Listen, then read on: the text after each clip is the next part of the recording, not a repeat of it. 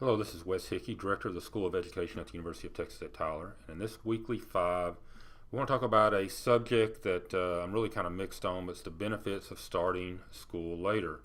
Because when I was looking at some different information, I discovered that based on the Centers for Disease Control, which does a lot of research in a lot of ways, that they determined that early class times have an adverse impact on students in a number of different ways, including their health and including some academic performance types issues.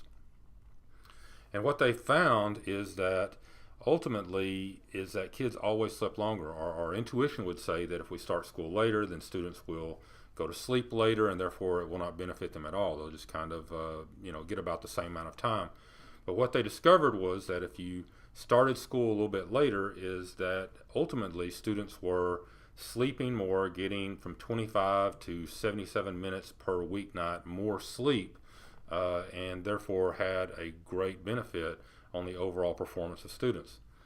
And what they found is that if you implement delayed school start times, is that you have a number of different things that help take place. First of all, less tardiness, they get to school on time, increased participation, less absences, improved grades, less daytime sleepiness, fewer behavioral problems, better enrollment, and then overall, as we mentioned earlier, better health.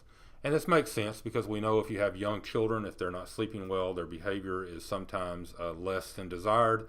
And being able to make sure that they get the sleep they need oftentimes really helps out quite a bit in the ability for them to function well in day-to-day activities and those type of things.